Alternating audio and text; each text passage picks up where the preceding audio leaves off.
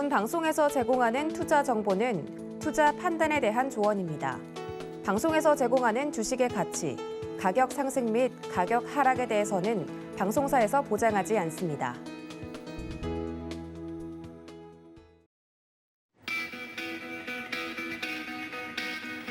안녕하세요. 고수익 작전타임 진행의 이수연입니다. 벌써 이번 주 마지막 장이 다가왔습니다. 이번 주 내내 박스권을 횡보하던 코스피 시장, 어제는 기관의 매도세 속에서 하락 마감했습니다만 코스닥 시장에서는 외국인의 강한 순매수세로 인해서 0.5%대 강보합권에서 거래를 마쳤습니다. 달러 인덱스가 인플레 우려 속에 16개월 내 최고치를 경신하는 가운데 조금 전에 마감된 뉴욕 3대 지수도 혼조세로 거래 마쳤습니다. 이 거래를 연속 하락하다가 정말 오랜만에 S&P 500과 나스닥이 반등에 성공했는데 그 전날의 낙폭을 모두 만회하지는 못한 상태입니다.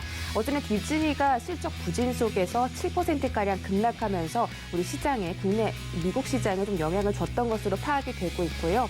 우리 시장에는 또 이런 영향들이 어떻게 풀이될지 함께 지켜보시기 바라겠습니다. 그리고 오늘 미국 주식 시간 넘어가기 전에 한 가지 알려드릴 점이 있는데요. 오프라인으로 찾아가는 서울경제TV 시크릿 강연회입니다. 정말 오래 기다리셨을 텐데 온라인이 아니라 오프라인으로 좀 진행이 되기 때문에 많은 분들께서 참여해 주시면 좋겠습니다. 노란톡 오픈 채팅방 검색창에 서울경제TV 시크릿 강연회라고 검색하시거나 하단에 QR코드 나가고 있습니다. 휴대폰 카메라 켜시고 이 QR코드 딱 입력해 주시면 참여하실 수 있는 방법 소개해드리고 있으니까요. 지금 바로 신청해 주시기 바라겠습니다. 저희 미국 주식 시간 넘어가기 전에 영상 보고 가시죠.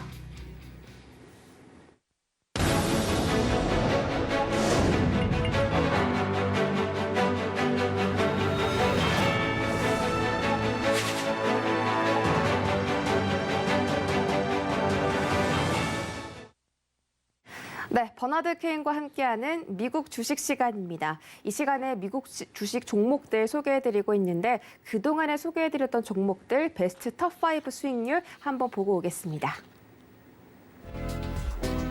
네, 버니의 미국 주식 베스트 톱5. 네, 빌닷컴과 아리스타 네트워크스가 정말 크게 치고 올라오는 모습입니다. 그동안 굳건하게 1위 자리를 유지해줬던 업스타트 홀딩스가 상승률 21%로 내려가면서 현재 5위로 좀 내려가는 모습이었고요. 빌닷컴이 수익률 65.42% 챙겨가면서 여전히 $300 위권에서 놀고 있는 모습입니다. 아리스타 네트워크스가 2위 자리를 차지했습니다. 무려 45%의 상승률인데 지난주부터 계속 좀 상승률 키워가면서 2위 자리까지 올라왔습니다. 3위는 더 트레이드 데스크인데요. 지난주에도 좀 짚어드린 바가 있습니다. 더 트레이드 데스크가 25% 넘는 수익률 기록하면서 방송일 종가 기준 $72 넘어서고 있습니다. 자, 4위는 스노우플레이크라는 종목인데요. 스노우플레이크도 23.87% 현재 상승률 기록 중이고요. 그다음에 한 70% 정도 수익률 봤던 업스타트 홀딩스가 최근에 좀 많이 하락하면서 상승률이 21%대로 내려왔습니다. 네, 베스트 톱5 종목들 살펴보고 돌아왔습니다. 지금 내려온 종목도 있고 올라가는 종목도 있는데 어쨌든 대부분의 종목들이 두 자릿대 수익률, 상승률을 기록하고 있다는 점 여러분들 참고해 보시기 바라겠습니다. 오늘 저희가 소개해드릴 종목은 2위 자리를 차지했던 아리스타 네트워크스입니다. 다시 한번 좀 소개를 해드릴 텐데 이번에 3분기 호실적을 발표한 데 이어서 4분의 1 주식 분할 그리고 자사주 매입이라는 긍정적인 소식이 연이어서 전해지면서 아리스타 네트워크스의 최근 주가 상승 흐름이 좋습니다. 그리고 우리 시장에서 지금 굉장히 핫한 메타버스 관련주로도 묶여 있는데요. 아리스타 네트워크스 다시 한번 짚어볼까요? When we talked about Arista last, we remember that Arista was the creation of two ex-Cisco executives, David Cheriton and Sun Microsystems co-founder Andy Bechtolsheim. The duo formed the company to build a solution for tying 100,000 servers together at high speeds and at very low costs. Arista Network is a pioneer in software-driven cloud networking solutions. And Arista's technology helps companies move vast quantities of data over the internet at lightning speeds. With the future growth of cloud computing, Arista is positioned to benefit from this exceptional growth opportunity. Bechtelsheim is a leader in the industry and has shown great commitment to Arista as he's got $5 billion of stock ownership. 네, 아리스타 네트워크스는 시스코 시스템즈의 대항마라고 불릴 정도로 지금 굉장히 커가고 있는 기업이라고 하는데 앞으로 주가 상승률 그리고 투자 포인트까지 짚어주시죠. So if we look at Arista stock price performance over the last couple of years, you can see that that stock has performed really well over the last 4 years. It's a little choppy. It has some volatility to it, but that stock still is still a strong stock. And just since we last talked, that stock has really started to outperform. If we look at the last week and a half of that stock, since previously we talked about it about a month ago, that stock is really starting to accelerate on the upside. If I look at the stock and I compare the stock over the last 5 years to the NASDAQ, we can see that Arista, the black line, has significantly outperformed the NASDAQ, the blue line on the chart. Now, on a 5-year window, that's great. And if we think about this, year 1 and year 2, that stock significantly outperformed the NASDAQ. If I took it down to the last couple of years, we would wind up seeing that that stock has not really outperformed the NASDAQ by very much. But I believe now that stock is going to start to outperform again, as we've seen in the last couple of weeks of that stock price performance. So I'm still very, very positive on Arista, and I believe that as cloud computing is growing as an industry, and it will grow significantly out through 2030, that Arista is going to benefit because they're the backbone of network switching. So the people that are in the cloud computing environment need Arista's software skills, their software, and their hardware. 네, 아리스타 네트워크스 소개해드렸고요. 이 정보들 다시 시청 원하신다면 유튜브 서울경제TV 채널 눌러오시면 언제든지 다시 보기 가능합니다. 또 샵 0082번으로 버니의 미국 주식이라고 검색하고 들어와 주시면 문자 보내주시면 버니와 함께 하실 수 있는 방법까지 알려드리고 있습니다. 많은 참여 부탁드리겠습니다.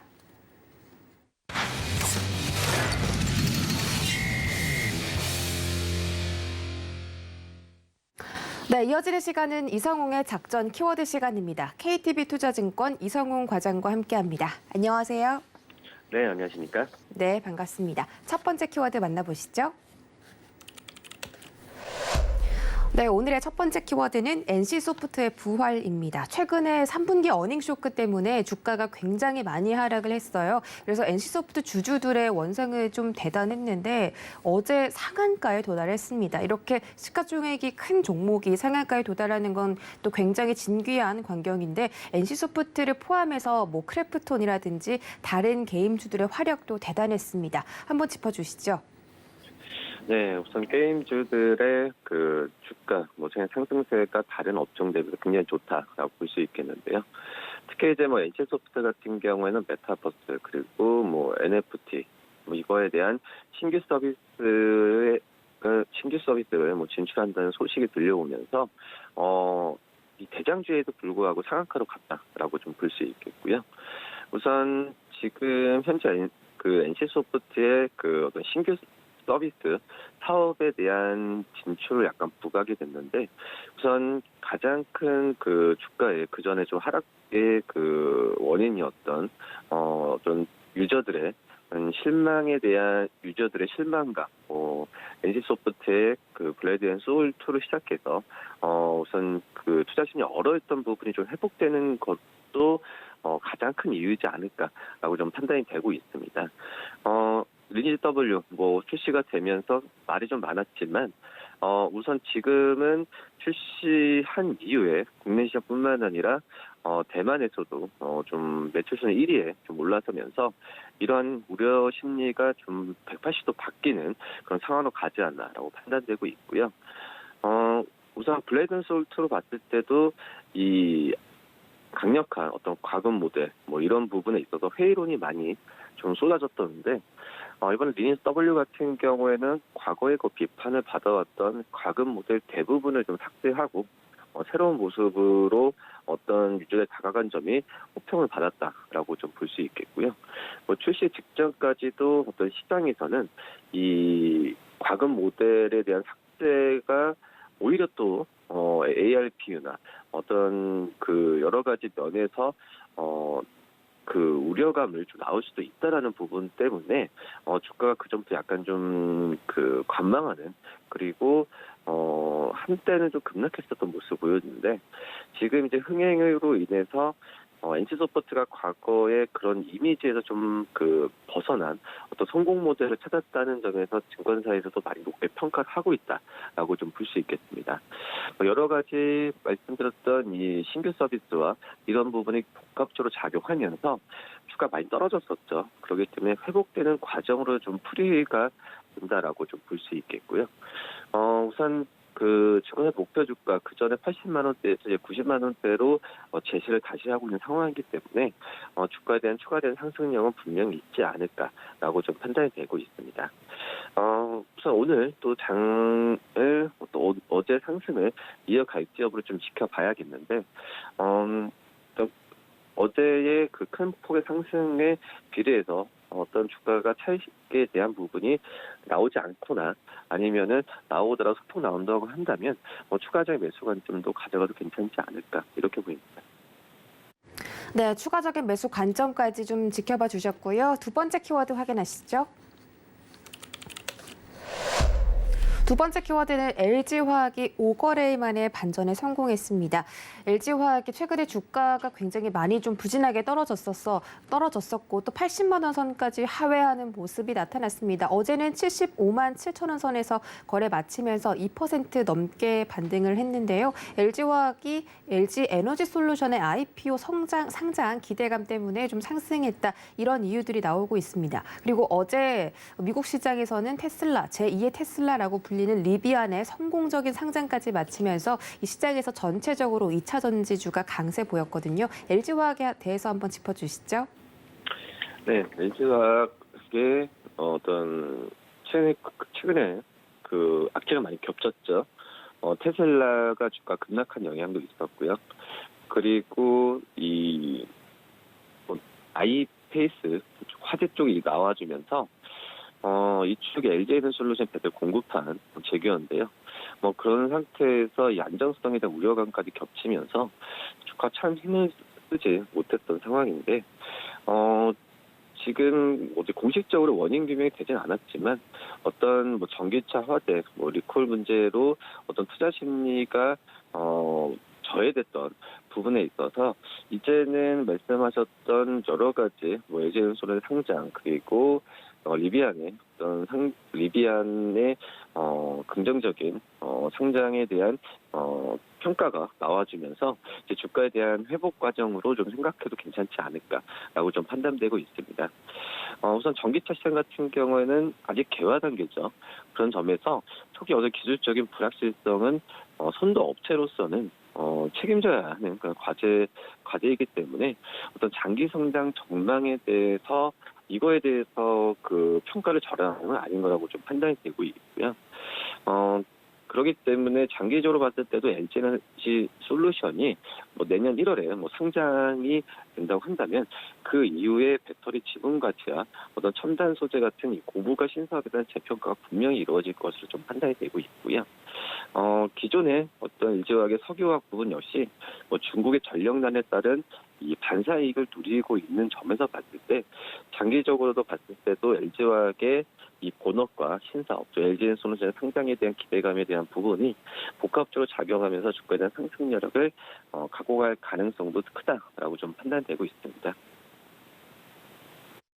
네, LG화학에 대해서 짚어드렸습니다. 다음으로는 어제 순간포착 매매 시그널에서 이 시각 특징주로도 소개해드렸던 스테인리스 소재 가공업체 티플렉스입니다. 티플렉스가 어제 또 상승 마감에 성공을 했는데 최근에 니켈 가격이 급등하면서 3분기 호실적까지 발표한 바가 있습니다. 티플렉스에 대한 주가 전망도 짚어주시죠.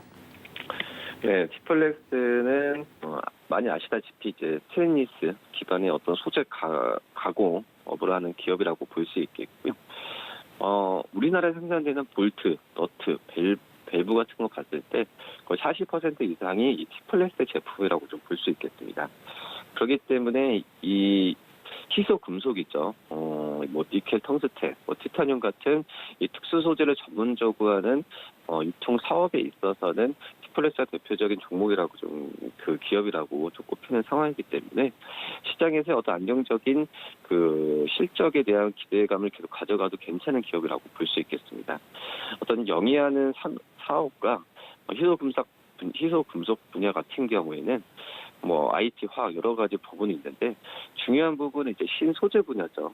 이쪽에서 수요가 계속 증가하고 있다는 부분인데 뭐 태양전지, 뭐 나노융합 같은 신성장 사업의 정부 지원이 계속 이루어지는 상태에서 이 T플렉스의 주가에 대한 기대감을 더 가져가도 괜찮지 않을까라고 판단되고 있고요. 역시 뭐 니켈 가격도 상승이 되면서 어떤 판매 가격 인상과 이익률 개선이 계속 기대가 되고 있습니다. 우선 2016년까지는 이 니켈 가격과 영업이익이 동반 하락하는 모습 보여주었는데 2017년부터 저점을 찍은 이후에 우선 그 마진이나 여러 가지 면에서 안정적인 구조를 갖고 있어서 저는 좀 좋은 기업이라고 좀 판단이 되고 있고요. 향후에 봤을 때도 뭐 반도체 조선 뭐 지금 그 올해 하반기보다 내년 상반기를 더 기대를 하고 있죠. 그런 점에서 이 T플렉스에 또 관심을 또 가져도 괜찮지 않을까 이렇게 좀 판단되고 있습니다. 네, T플렉스도 지속적인 관심 필요한 그런 종목으로 꼽아주셨습니다. 다음으로는 진성 TS인데 최근에 미국 인프라 수혜를 직접적으로 받는 종목으로 꼽히면서 최근에 주가가 올랐었는데 하루 만에 5% 좀 하락하는 모습이었습니다. 건설 관련 종목으로서 앞으로 수혜를 좀 얼마나 받을지도 궁금한데 진성 TS 지금 좀 들어가 봐도 좋을까요? 네, 좀 무난하지 않나 이렇게 판단되고 있습니다. 말씀하셨듯이 미국 인프라에 대한 최고 수혜주로 좀 부각이 되는데 우선 진성 TC 같은 경우에는 이 우리나라보다도 이제 미국 쪽에서 미국이 가장 큰 고객이죠. 미국의 캐터필라가 가장 큰 그 수요처라 볼 수 있겠는데 이 미국, 유럽 또 동남아시아 같은 이 비중국, 그러니까 중국을 제외한 이 비중국 매출 비중이 70% 이상입니다. 그렇기 때문에 뭐 중국의 뭐 이 경기 부진이 뭐 한다고 하더라도 이 진성 TS의 건설기업 관련 사업은 견조하게 성장할 가능성이 크다라고 좀 볼 수 있겠고요. 또한 이제 팬데믹과 또 이에 따른 글로벌 운송 대란의 이슈가 나와주면서 이 고객사들이 건설기업 부품에 대한 재고 보유량을 높이는 방향으로 간다고 한다면 이 진성 TC의 수준은 더 일찍 잡힐 가능성이 크다라고 좀 볼 수 있겠고 이 주가가 그전보다 좀 하락했던 이유가 헝다 여러 가지 뭐 또 물류 대란에 영향이 있었는데 오히려 이런 부분에 있어서 진성 TC의 실적에 안 좋게 미친다라는 그런 어떤 그 뭐 통계나 지수는 없기 때문에 하락이 좀 과도하지 않았나. 말씀드렸듯이 비중국 매출 비중은 70% 이상이기 때문에 큰 우려감을 안 가져가도 괜찮지 않을까라고 판단되고 있습니다. 그렇기 때문에 미국에서의 인프라 부양을 여러 가지 쪽을 본다고 한다면 이런 낙폭에 대한 부분을 회복하는 과정이 분명히 이루어지지 않을까 이렇게 좀 판단되고 있습니다. 네, 진성 TC도 어제 주가 하락을 좀 과도했다 이렇게 분석을 해주셨습니다. 자, 지금 글로벌 전체적으로 인플레 우려 기조가 확산되고 있는데 우리 시장은 게다가 좀 미국과 디커플링까지 일어나고 있습니다. 지금 국내 증시가 그렇게 뚜렷한 모멘텀이 없기 때문에 앞으로 좀 상승 여력이 동력이 부족한 상태인 것 같은데요. 오늘 우리 시장 어떻게 대응해 볼까요? 네, 뭐 어제와 비슷한 분위기지 않나라고 좀 생각이 되고 있고요. 지금 뭐 인플레이션에 대한 악재 이게 이제 미국과 중국 같이 일어나고 있는 상황인데 참 힘들죠. 이제 우리나라 시장에 계속 짓누른 악재인데 참 지치는 상황이라고 좀 볼 수 있겠고요. 안타까운 부분이 그 전에 미국 시장이 상승했을 때 우리나라 시장은 상승하지 못하는 디커플링 상승 그 시기에서 미국 시장이 떨어졌을 때 같이 떨어지는 동조화 현상이 나와주면서 투자자들 같은 경우에도 많이 지쳐있다라고 좀 볼 수 있겠는데 어쩔 수 없는 상황이라고 좀 볼 수 있겠습니다. 그렇기 때문에 위험 관리, 또 트레이딩 전략에 대한 부분을 다시 한번 짜야 된다라고 볼 수 있겠고요. 지금 현재는 뭐 낙폭 과대했었던 종목들 위주로 매수하는 전략도 좋지만 우선은 주식 비중에 대한 부분을 유지하되 어떤 적극적인 매수 부분은 좀 자제하는 분위기가 낫다라고 좀 생각이 되고 있고 좀 먼 얘기일 수도 있겠지만 과거에 미국 시장이 급락했을 때 한국 시장도 약세를 당연히 보였죠. 하지만 그 후에 상승세가 이어졌을 때 같이 동조하다는 분위기가 있었기 때문에 오히려 지금 미국 시장이 좀 많이 올라온 상태에서 조정이 될까 말까 이런 시기인데요. 또 조정을 1차적으로 받은 이후에 주가에 대한 부분의 상승 레벨을 한번 좀 펼쳤을 때 그때 정도의 주식 비중을 좀 늘리는 전략도 나쁘지 않다. 이렇게 좀 말씀드릴 수 있겠습니다. 네, 오늘자 시장 대응 전략까지 챙겨드렸습니다. 지금까지 KTB 투자증권 이성훈 과장과 함께했습니다. 고맙습니다. 네, 감사합니다.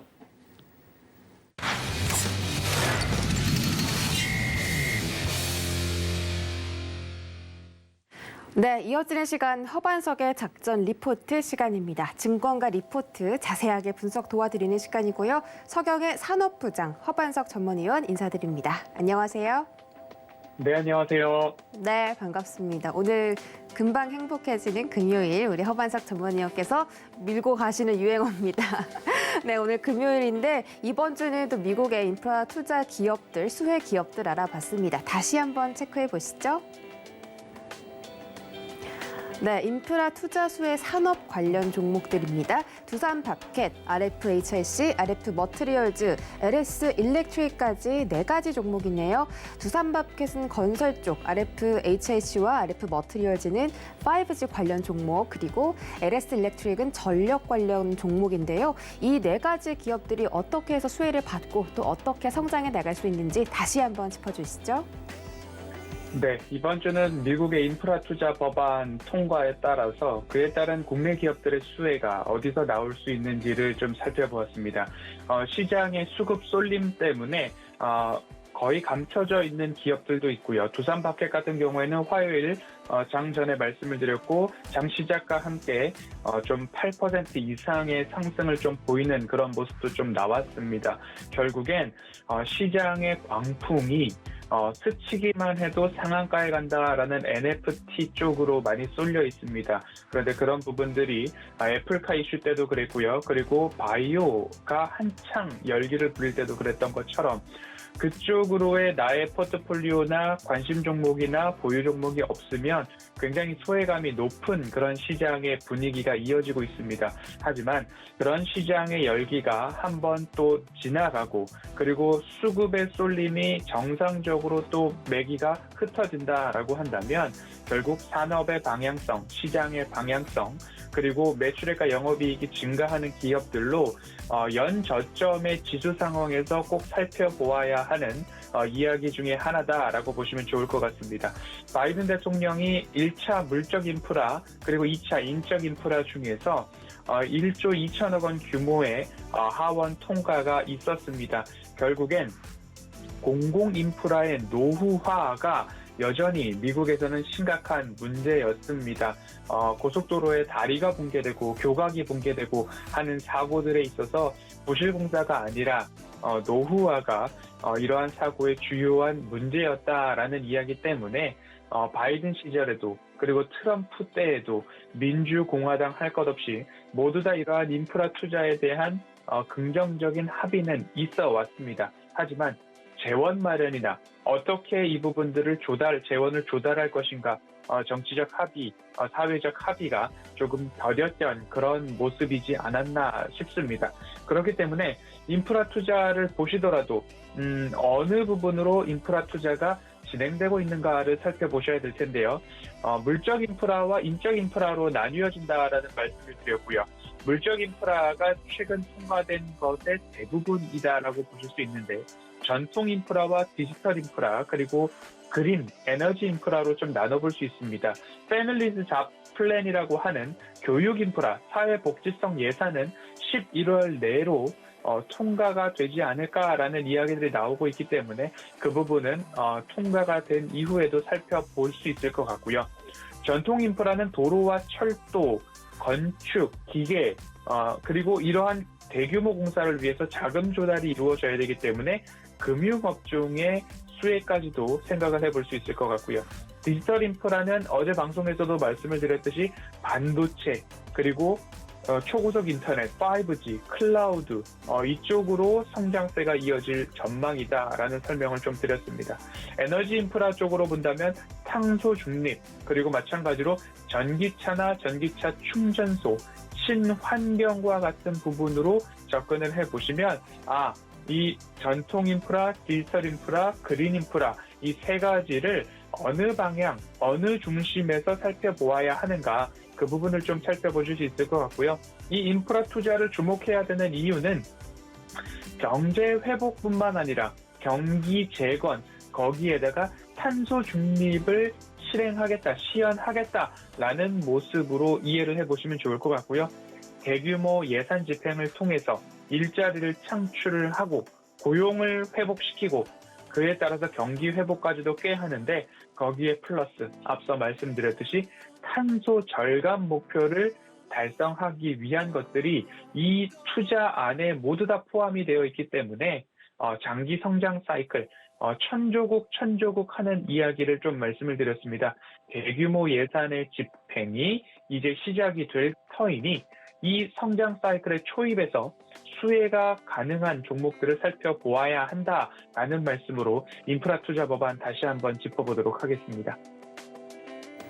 네, 인프라 투자 법안 수혜 왜 중요한지 좀 다시 한번 짚어봤고요. 그와 관련한 4가지 기업들 어떤 부분을 핵심적으로 살펴보면 좋을지 집중 분석해 주시죠.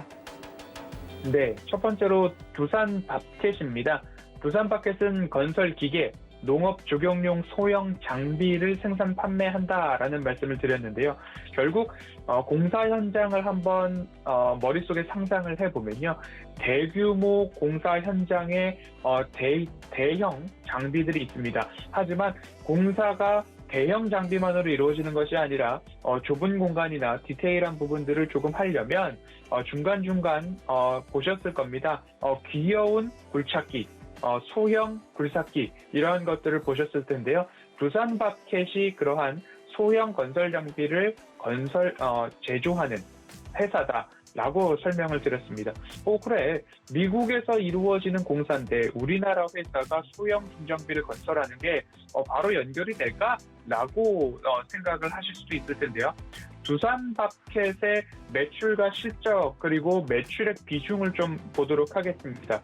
매출 비중이 상반기 보고서 기준으로 북미 지역이 73%에 달합니다. 그리고 유럽, 중동, 아프리카 20%, 아시아, 라틴 아메리카, 오세아니아가 7.5% 수준입니다. 매출이 북미 지역에서 72%, 3% 나고 있다. 매출액 기준으로 본다면 매출액 중 미국 시장에서 차지하는 매출 비중이 70%를 넘어가고 있다라고 말씀을 드리면 두산밥켓의 주 매출처가 미국이구나라는 생각이 드실 겁니다. 그리고 이제 막 통과된 인프라 투자가 8년 동안 미 전역의 도로, 교량, 철도, 공항 이런 것들의 개보수가 일어날 것이기 때문에 통상 건설 현장에 대형 장비만 들어가는 게 아니라 중소형 장비도 들어간다라고 말씀을 드렸기 때문에 꾸준한 매출 상승을 기대해 볼 수 있겠다라는 말씀에 두산밥켓을 말씀을 드리고 있습니다. 그리고 주택건설에 대한 호조세도 이어질 것으로 좀 전망이 되고 있는데요. 바이든 대통령이 3천억 달러 예산을 또 투입을 해서 200만 호의 주택 증축을 발표를 했습니다. 결국 주택건설 현장에서도 소형 중장비는 필수적으로 포함이 되기 때문에 이러한 것들을 좀 살펴보고자 두산밥켓을 말씀을 드렸고요. 두산밥켓 여전히 실적이 매해, 매분기 증가하고 있는 기업이기 때문에 앞으로의 꾸준한 성장성을 보신다면 추세 하단에서 모아가시는 전략도 나쁘지 않을 것이다 라는 말씀을 좀 드렸습니다. 그리고 또 한 가지 포인트로 보자면 디지털 인프라 쪽에서의 통신망 구축입니다. 5G, 6G, 여러 가지 자율주행이나 메타버스, 서버, 클라우드 이런 것들을 운영하기 위해서는 국가 기관 산업으로 접근을 하시는 게 맞을 것 같고요. 글로벌 방산 기업에도 이 RFHIC가 납품을 하고 있기 때문에 여러 가지 시너지가 좀 나올 것 같다라는 말씀 드릴 수 있을 것 같고요. 또 한 가지는 차세대 미래 먹거리, 제가 모멘텀 체크리스트에서 차트상, 숫자상, 그리고 모멘텀이라고 말씀드리는 미래 먹거리입니다. 화합물 반도체, 전력 반도체라고 말씀을 드리고 있는데요. 기술 개발 단계가 아니라 이미 양산을 마친 그런 기업이다라는 말씀으로 RFHIC를 좀 소개를 드렸습니다. 그리고 RF 머트리얼즈도 좀 말씀을 드렸는데요. RF 머트리얼즈 같은 경우에는 RFHIC로부터 낙수 효과가 있을 것이지만 광 트랜시버 패키지 공급, 의료용 산업용 레이저 모듈 공급, 또 하나는 마찬가지로 미래 먹거리로서 전기차에 필수적으로 들어가는 히팅 싱크 소재 기술을 보유하고 있는 기업이다. 현대차에서 현재 샘플 적용 및 신뢰성 검증이 진행 중이고 LG전자에서는 제품 적용 및 양산 가능성이 검토 중인데 이 부분에 있어서도 결과가 나온다라고 한다면 RF 머티리얼즈의 미래 먹거리 사업이 되지 않을까라는 말씀을 좀 드리고 싶고요. 통신 장비를 이제 누누이 말씀을 드려왔습니다. 그 결론적인 이유는 국내 기술과 해외 기술의 라디오 방식과 디지털 방식, RF와 DU 방식이 있는데 디지털 유닛과 그리고 라디오 유닛인데 국내는 대부분 라디오 유닛이 포함이 되었는데 해외는 디지털 유닛이 대다수입니다. 거기에 맞춰서 국내 캐펙스 투자 규모는 SK텔레콤이 약 2조 원 구간입니다. 그런데 미국의 버라이즌은 20조 원 구간이기 때문에 그 규모의 차이가 어마어마하다라고 좀 말씀을 드려본다면, 그리고 또한 미국에서 디지털 유닛, DU 방식이 대다수이기 때문에 버라이즌, 인도의 릴라이언스, 일본의 도코모, 이런 부분에 있어서 채택 방식이 디지털 유닛이기 때문에 우리나라 기업들 중에서 미국에 증납을 하거나 이 디지털 유닛을 집중적으로 생산하고 있는 기업들 위주로 이 통신, 디지털 인프라 관련해서는 수혜가 전망이 된다라는 부분 참고를 해보시면 좋겠습니다. 그리고 끝으로 전력망 쪽으로 에너지 인프라, 대부분 전기차나 전기차 충전소 생각도 하시는데요. 그러한 필수적인 망을 깔게 된다면 이 전선과 관련된 부분들, 그리고 변압기, 중계기 이런 쪽으로도 좀 생각의 폭을 넓혀보실 수 있을 것 같아서 LX 일렉트릭을 좀 가지고 왔습니다. 전력 사업에서의 매출 비중이 70%, 76%에 육박을 하고 있고요. 두산바켓과 마찬가지로 내수와 수출을 좀 비교해 본다면 내수는 60%, 수출은 40% 비중, 상반기 매출액 기준으로 구분을 해볼 수 있을 것 같습니다. 또 한 가지로 기대를 해본다면 전력 인프라, 전력망의 현대화가 또 있어야 될 것 같은데요. 이 전력 인프라 관련해서 투자가 역시 미국에서 더뎠습니다. 그런데 트럼프 정부에서 고압 변압기에 대한 반덤핑 관세를 좀 부과를 해 놓은 상황인데요. 앞으로 이러한 전력 인프라 개선과 투자를 위해서 바이든 행정부는 자유무역주의가 조금 강조를 했던 그런 모습들과 흐름들이 있었기 때문에 이러한 고압 세율, 고세율이 조금 줄어드는 모습들이 좀 나온다면 관세에 있어서 부담이 되지 않을까라는 모습, 그 속에서 전력기기 수요가 증가한다면 LX 일렉트릭도 그에 따른 수혜도 있을 것이다라는 기대감들이 있는 상황입니다. 공장 가동률을 본다면 전력 부문이 88%, 자동화 부문도 80%, 자회사의 LX 메탈 같은 경우에는 96%의 공장 가동률을 보이고 있고 여러 공장이나 사업처들이 중국, 베트남, 일본, 터키, 두바이, 유럽, 미국의 각각 주요 사업장이 포진해 있기 때문에 앞으로 올해뿐만 아니라 내년 그리고 후년까지도 매출액과 영업이익의 증가가 조금 기대되는 그런 기업입니다. 실적을 좀 말씀을 드린다면 3분기 말 수주 잔고가 9,123억 원이었습니다.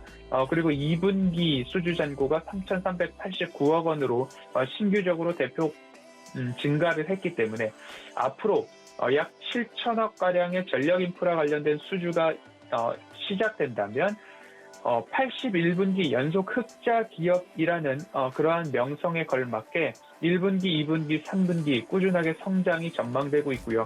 4분기 그리고 내년까지도 이어질 수주 잔고가 든든하게 뒷받침되어지고 있다라고 말씀을 드릴 수 있겠습니다. 22년도 매출도 7%, 영업이익 23% 성장이 전망되고 있고요.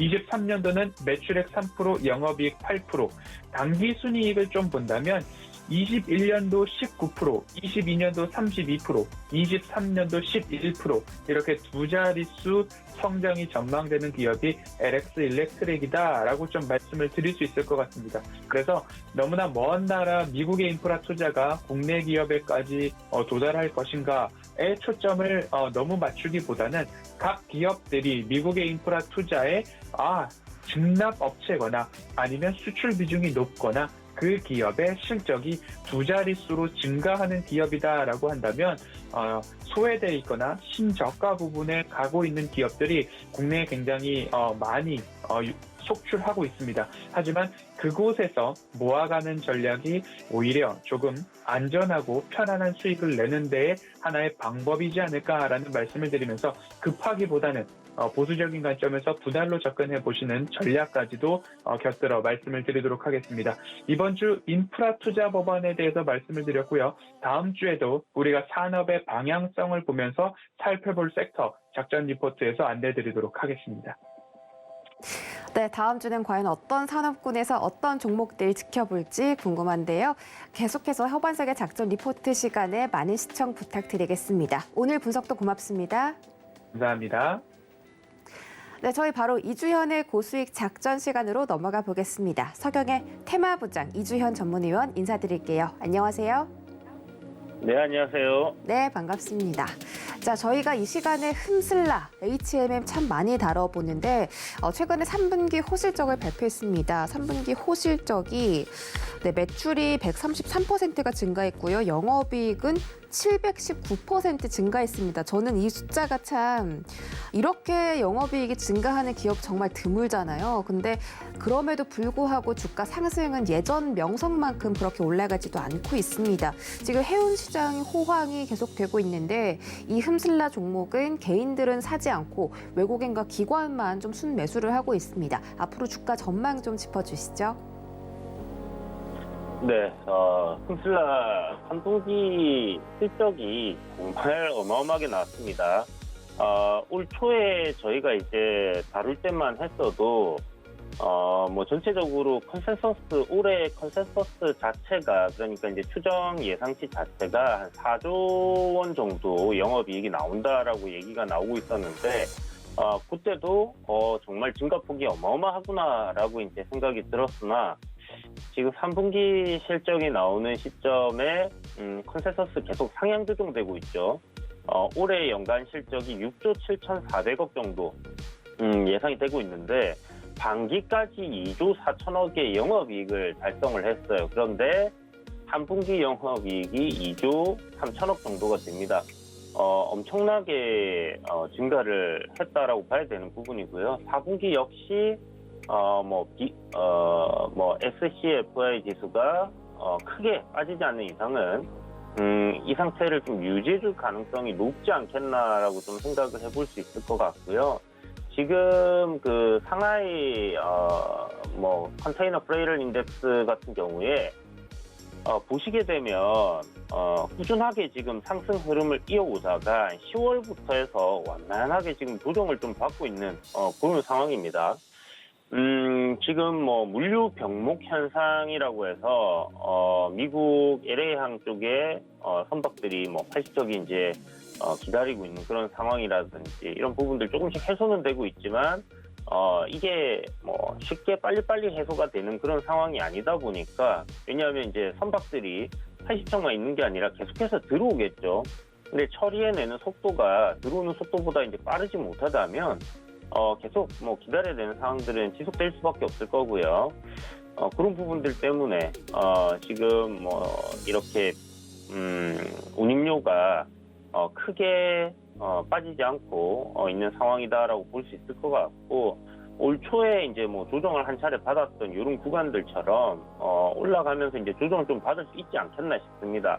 어찌됐든 지금 뭐 BDI 지수 같은 경우는 좀 급격하게 하락을 했는데 이 컨테이너 운임 지수 같은 경우는 좀 안정적으로 항상 좀 움직이는 그런 성향이 있기 때문에 조정이 좀 완만하게 이루어진다라고 좀 봐야 될 것 같고요. 보시는 것처럼 이제 뭐 BDI 지수 같은 경우는 거의 한 반토막이 나버렸습니다. 그래서 굉장히 좀 급격한 조정이었는데 그에 비해서는 완만하게 조정이 나오고 있고 유럽이라든지 이쪽 운임류도 지속적으로 나쁘지 않을 전망입니다. 그래서 크게 이제 운임류가 더 이상 여기서 대단한 상승을 나타내기는 좀 어렵겠지만 그래도 지금 정도의 운임류를 완만한 조정으로 유지해 준다라고 했을 때 실적적인 부분에서는 뭐 엄청나게 빠질 것 같다라는 생각은 들지 않습니다. 물론 뭐 성장성을 얘기한다라고 했을 때는 좀 어려운 부분들이 있겠지만은 그러나 현재 나오고 있는 실적 대비해서는 분명히 회사가 굉장히 좀 저평가되어 있다라고 우리가 생각을 할 수 있는 부분이고 영업이익이 6조라고 한다면 사실 시가총액이 60조 정도는 최소한 돼줘야지 보수적으로 봐도 적정 주가 수준에 도달했다라고 우리가 얘기를 할 수 있겠는데 사실 뭐 적정 주가 수준까지 올라가지 않는 기업들 상당히 많습니다. 그리고 단기적으로 워낙 가파르게 상승을 했기 때문에 조정이 나오는 건 좀 불가피하다라고 생각이 들고요. 지금 수급적인 측면을 한번 살펴보면 계속 외인들은 매수를 이어가고 있는 그런 상황이고 기관도 지금 꾸준하게 매수로 돌아선 그런 상황이다라고 볼 수 있을 것 같습니다.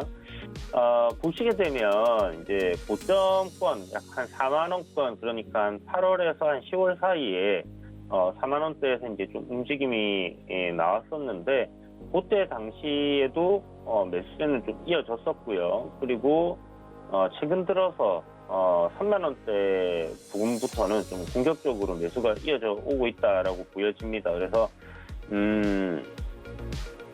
지금 대략 뭐 한 10월 1일부터 11월 오늘이죠. 오늘까지 해서 수급적인 부분 보면 외인들 같은 경우는 거의 뭐 2천억 가까이 순매수를 하고 있는 상황이고요. 기관은 보면 그 기간 내에서는 좀 매도세가 있었다라고 봐야 되는 부분인데 그래도 최근 들어서 또 다시 매수를 이어가고 있다라는 부분은 좀 긍정적으로 볼만하지 않나. 즉 기술적으로 좀 반등이 나올 만한 위치에 왔다라고 봐야 될 것 같은데 고점 대비해서 지금 현재 주가까지 조정 폭이 대략적으로 한 48%가 됩니다. 그렇다면 뭐 고점에서 한 반토막 정도 낮다라고 봐야 되는 부분이 있고 조정이 한 50% 그러니까 뭐 아파트 값이 절반 떨어졌다 하면 와 많이 싸졌네라고 생각을 할 만큼 기존에 이제 주가가 반토막 났다 이러면 많이 싸졌네 한번 사볼까. 물론 뭐 그렇게 내렸다고 해서 올라온 것 대비해서 뭐 많이 빠졌다라고 얘기하기는 어렵지만 그러나 고점 대비해서 한 절반 정도 이렇게 조정이 50% 정도 조정이 나왔을 때는 반등 나오는 경우들이 꽤나 있더라라는 부분을 생각해 봐야 될 것 같고요. 어찌됐든 지금은 우리가 이제 이 흠슬라의 차트를 보게 됐을 때 고점을 계속 낮추면서 이렇게 이제 조정이 나오고 있는 그런 상황입니다. 그래서 이렇게 이제 내리막길을 걷는 이 그림을 끊어내줘야 되는 시점이 뭐 조만간 나올 텐데 이게 뭐 추세적인 전환이 완전히 일어나지 않는 다음에는 상방으로 이제 상승으로 엄청나게 랠리가 나와서 5만 원 돌파하고 시세가 막 더 올라갈 겁니다라고 이야기하기는 조금 어려울 것 같고요. 지금 단계에서는 저점을 잡아주고 그리고 추세적인 전환이 일어나는가 여부를 좀 잘 지켜봐야 될 것 같습니다. 상승을 할 때 이런 매물대가 놓인 구간들 같은 경우는 보통 이제 지지 저항 라인으로 우리가 이제 활용을 할 수 있는 부분인데요. 가격적인 뭐 지지 라인 그러니까 이제 동그라미 많이 붙어 있는 3만 원이라든지 4만 원이라든지 뭐 5만 원이라든지 이런 가격대들이 저항이 되기도 하고 지지가 되기도 하는데요.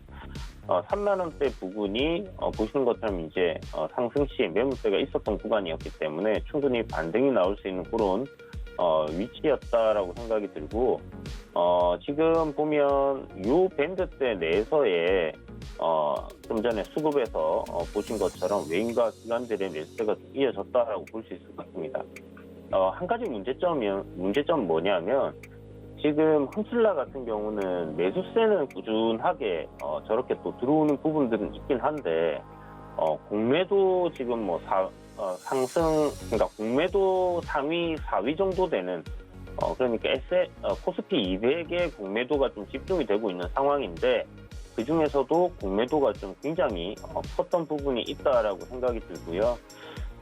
전환사채 물량들 계속해서 나오고 있다라는 부분 분명히 주가에 좀 부정적으로 이렇게 작용을 할 수 있는 부분이다라는 생각이 듭니다. 그러나 뭐 그 주식을 갖다가 뭐 장내 매도를 하지 않는다라면 딱히 그렇게 부정적인 요인으로 볼 수는 없겠지만 일단 상장을 한다라는 부분, 전환사채가 이제 주식으로 전환이 된다라는 부분 자체가 일단 주가에 이렇게 악재로 받아들여지는 부분이 있고 그런 부분들을 이용을 해서 계속 공매도를 하고 있다라고 봐야 될 것 같습니다. 그래서 공매도가 홈슬라 같은 경우 공매도 이제 줄어드는 여부가 관건일 것 같고요.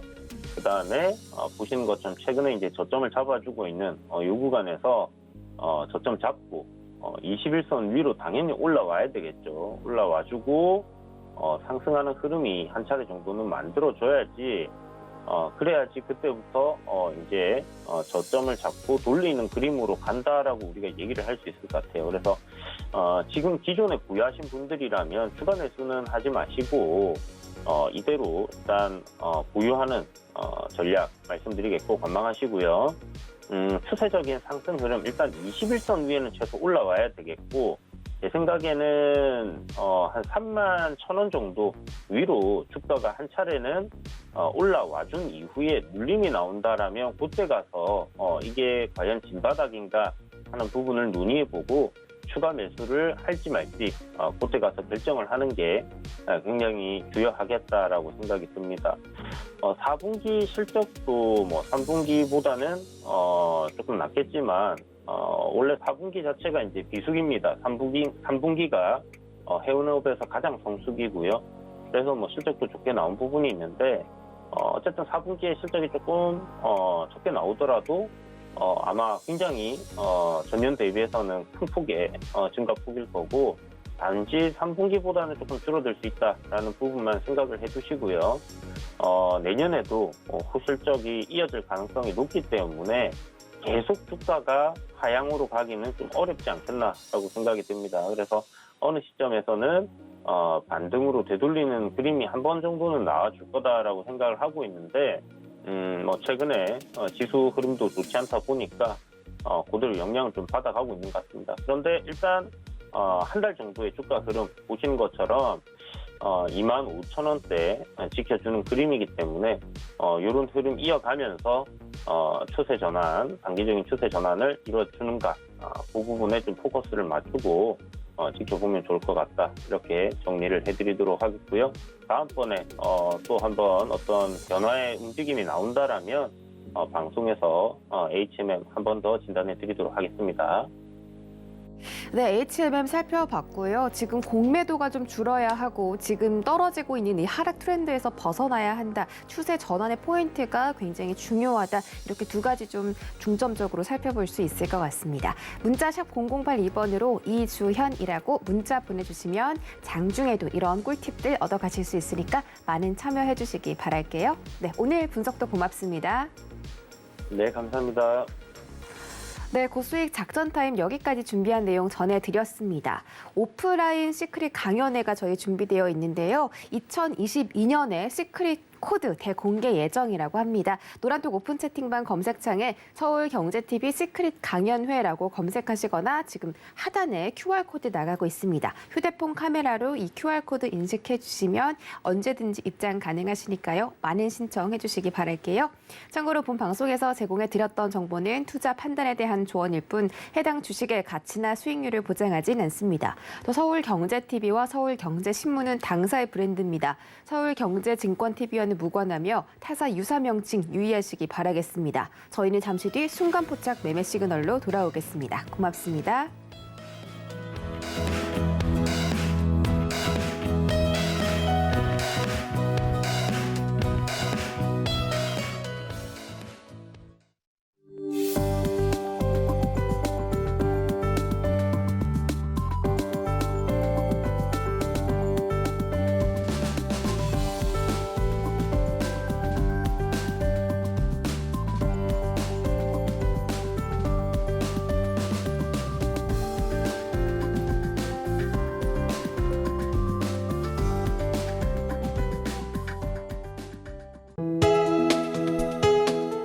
본 방송에서 제공하는 투자 정보는 투자 판단에 대한 조언입니다. 방송에서 제공하는 주식의 가치, 가격 상승 및 가격 하락에 대해서는 방송사에서 보장하지 않습니다.